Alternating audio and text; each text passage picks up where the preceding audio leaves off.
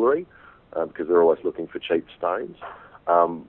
Failing that, I was going to just offload them on eBay into just do a batch of SI diamonds, 1 point diamonds, and just put them on eBay.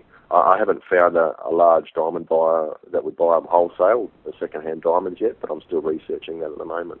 I see. Okay. And let me ask you a question, and this is going back to gold parties in general, but what was your first gold party experience like? Yeah, my first gold party, I sent out probably 100 invitations. Of those, I had I only had 2 people turn up to our place, which is a bit disappointing. But I got a couple of buys out of that. Once again, I think the only reason I put that down to is because here in Australia it's just so new. It's such a radical idea that you go to a gold party. I mean, you have Tupperware parties and things like that, the same as you do everywhere else. But to have a gold party for people is just quite a foreign concept.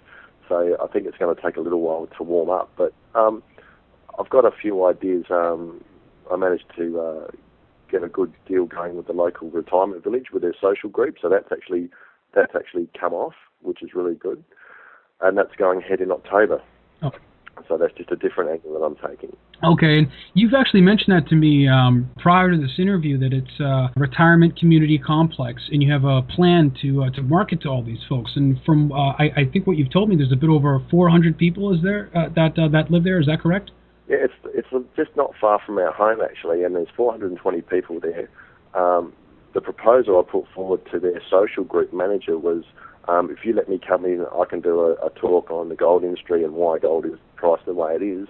And afterwards, I'll have the opportunity to buy any of your unwanted gold coins, any jewellery, any silver coins that you may have, and a percentage of that I will give you as a gift back towards your social club. So it's a win-win situation for both me, and it's a win-win for them as well because they get some extra money to put towards their social club for their next outing.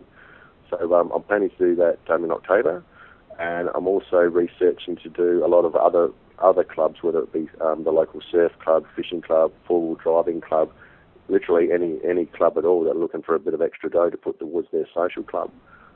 Sit down and have a gold buying session at their clubhouse.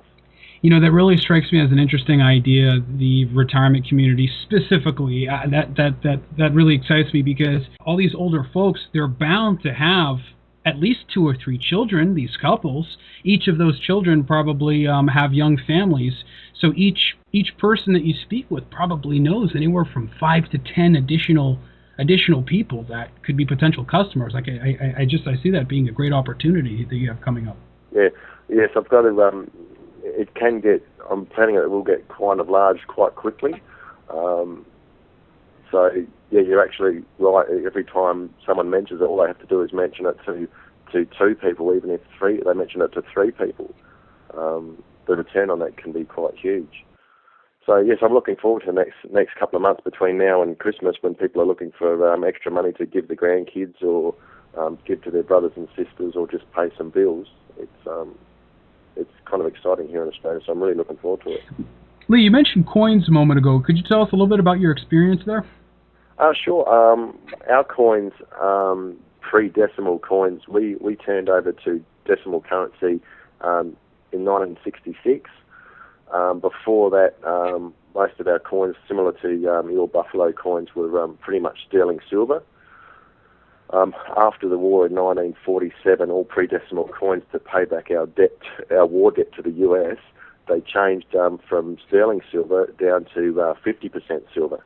So anything between 1947 through to 1966, all those pre-decimal coins are all 50% silver, and anything before 1947 is sterling silver. So we have threepence pieces, sixpence, shillings, florins, all the old English currency that our country was based on. So there's still a lot of that getting around in people's drawers. They also had a round 1966 50-cent piece that they brought out, and the reason they got rid of them is literally when they came on the market is because there was more silver value in them than there was actually 50-cent face value. So they had to get rid of them and come out with a new one with nickel in it instead to counteract it, because people weren't using them in currency, they were just keeping them, hoarding them. Wow. That's interesting. It seems to happen in just about every country in the world. And this leads me to thinking, Lee, what are your thoughts on gold and silver prices? Because that's huge for people that are in the business like us. What kind of expectations do you have coming forward or going forward here in the next few years for on bullion prices?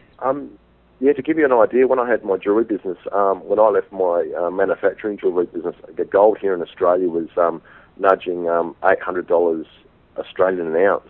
So our currency is roughly 15% behind the US dollar, and that was just ludicrous at the time. And within 2 years, it got up to 1,000. I didn't think I'd see gold hit 1,000 Australian for quite some time. I mean, I know that gold over in the States at the moment, you're looking at roughly 1,200 US.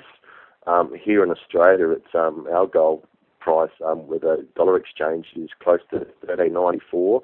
At the moment, I think today's price is 13.94 an ounce.